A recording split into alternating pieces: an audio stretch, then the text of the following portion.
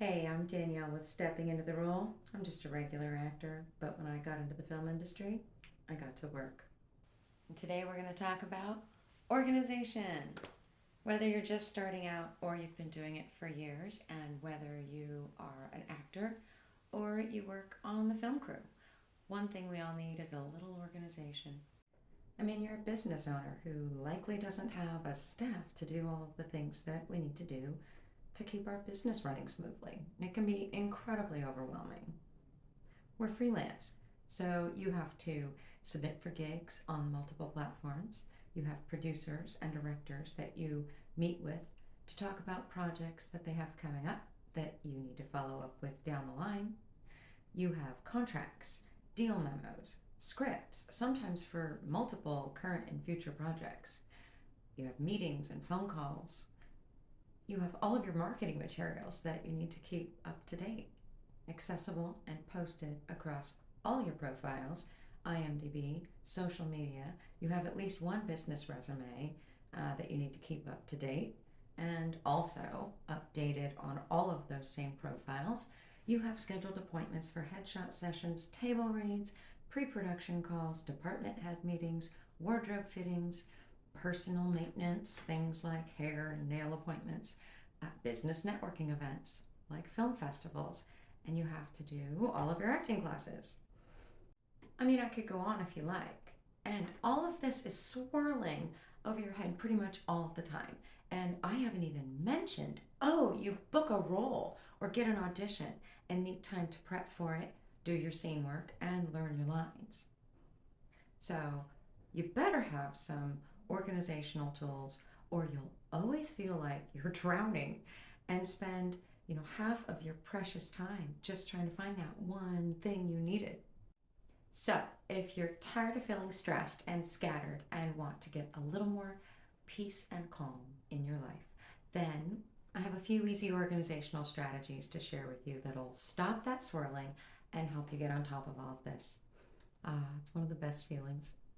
I like to keep a KISS philosophy with regards to business organization, but for me, KISS stands for Keep It Simple, Sweetie. So I'll make this as simple and painless as possible. Okay, let's get started.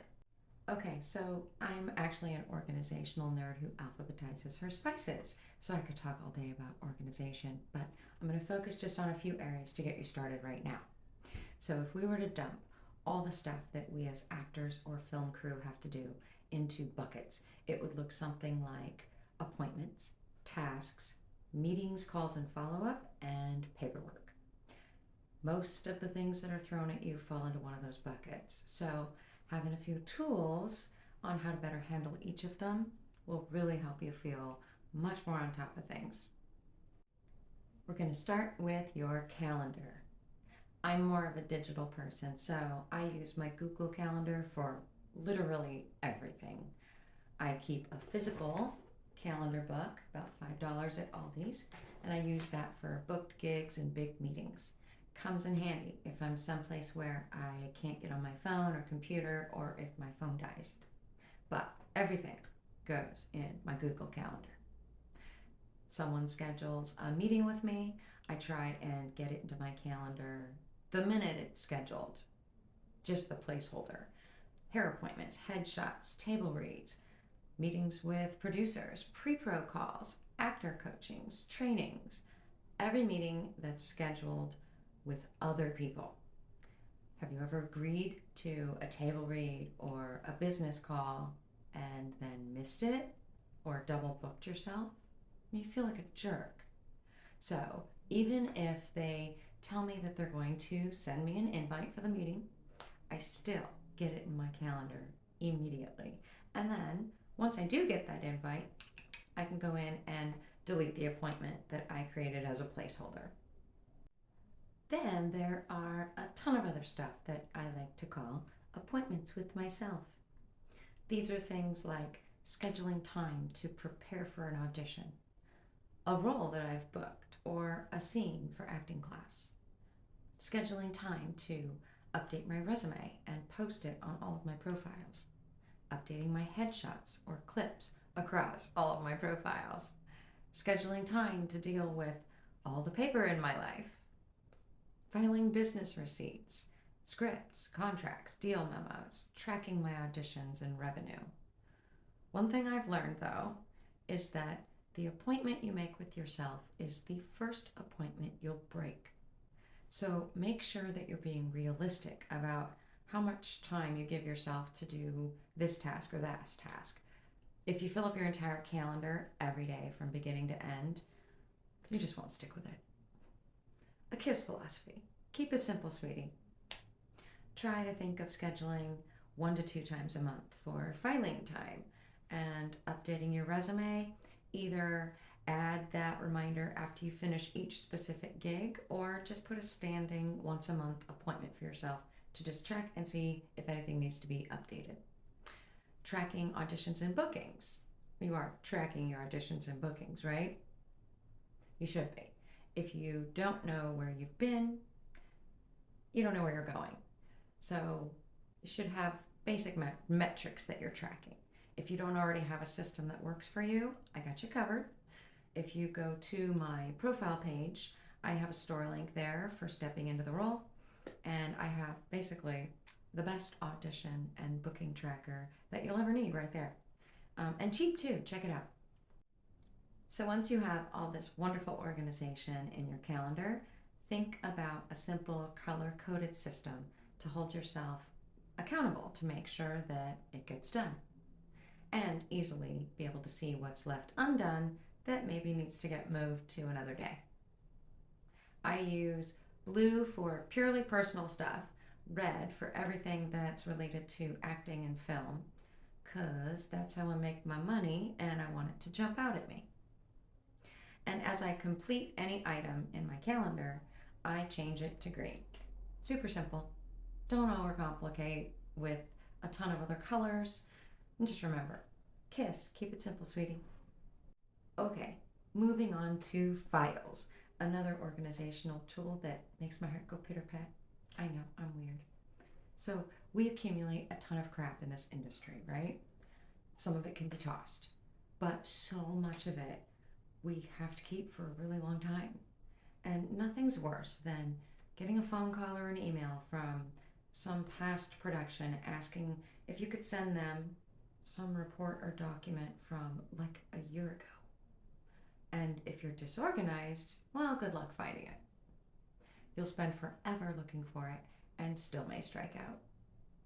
Or you go to get everything together for your taxes, and because everything is everywhere, you are likely missing out on a bigger tax return simply because you didn't track your mileage for your business, or you have no idea where all those receipts are. I try to keep a simple but effective process in place for my files. I created main files for the big bucket: acting, active projects, crew gigs. I'm going to go into the acting folder. I have files for my acting classes, demo reels, headshots, my audition tracker, everything in one place. I've got all my marketing materials right in my acting folder: my resume, headshots, demo reels, clips. I even have a folder for booked work. And if we jump in there, if I'm cast for projects that we haven't shot or projects that I'm currently shooting, goes in my active projects. And then once the film releases or we wrap the project, I move it to my past projects. I recommend keeping all of your files on something cloud-based: OneDrive, Google Drive, whatever drive, something that is automatically backed up so you don't lose anything and you have it handy wherever you are. I literally had my computer crash 2 years ago and I lost everything that wasn't on the cloud. Luckily, I didn't lose anything critical. Okay, moving on. Another thing that I have a love affair with is checklists. I know maybe I need to get out more. I get excited over filing and alphabetizing my spices and filing stuff. It's pathetic, but I'm organized. Anyway, checklists. If you have a problem, a checklist can probably help. I use checklists for acting and work on film crew for things like when I have a bigger task, like getting headshots done. Well, it's not just about schedule it and then show up. I just got my headshots redone and I had a branding session first to make sure that I was on track with my brand. I had to schedule the headshot session, select the wardrobe, get the hair trimmed, blah, blah, blah, and then go get the headshots done.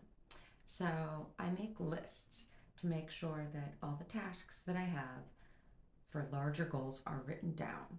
And I use lists to make sure that I don't forget anything that I need to bring with me, like to the headshot session, to pack my actor or crew bag when I'm going to be on set, or when I have an out-of-town film trip. I use an official packing list geared toward the film industry so I don't forget anything important.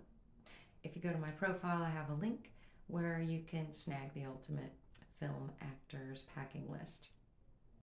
Okay, so the last little organizational treasure that I'm going to share with you is spreadsheets. And yeah, I love those too. I only have 2 right now. Have you ever heard the phrase, what gets tracked gets done? Well, my acting and film career is really important to me. So I track my audition results and I track my revenue. It's a business after all, right? I used to track submissions too, but in line with the KISS philosophy, I stopped tracking each and every submission. I self-submit a ton, and if I had to document a bunch of data on everything that I submitted to, literally that's all I do. No, I already know that me and my reps are aggressively submitting me to a wide variety of projects. What I need to keep an eye on is what's happening from there. Granted, because I know I self-submit a lot, if I do start seeing a decrease in the steady stream of audition requests, then I know I need to go pay attention to what's going on in the film season right now and what may be going on with my materials to see if anything needs to be updated there. Okay, so back to audition tracking. Whenever I get an audition request, I add it to my tracker so that I have all the basic details about the project handy. But it also lets me keep track of how long it takes me to get the audition back to them, get a call back. Did I book it off the audition or the callback? Was I pinned or was it a self-submission? Did it go through my rep or was it a referral? Was it a direct booking? Or even what I did to my hair and what I wore. So that way if I get a callback, I can look exactly the same as I did for the first audition. And the best part is that it calculates my book rate for me. I keep it on my Google Drive so I have access to it no matter where I am. You can create one yourself, or if you want an audition tracker that has everything that you need to track as an actor already, make sure to go to my profile, click on the link, and check out my audition tracker. So before I sign off, I look at organization as almost like a living thing. If you don't take care of it, it can get pretty wild and crazy. So try and devote a little bit of time, each month for general organization of your organization. I don't know if that's a thing, but anyway, we all have ebbs and flows with being busy. So when you catch your breath, jump in and check if your resume is still up to date. Did you add that new clip to your casting profiles? Clean up your email and review your schedule for anything that needs to be changed. I can probably make a list about all of that, huh? Anyway, thanks so much for watching. Make sure to save this video so you can refer back to it and subscribe. I also have a ton more information, helpful stuff for actors and the film industry on my Instagram page at Stepping Into the Role. Bye.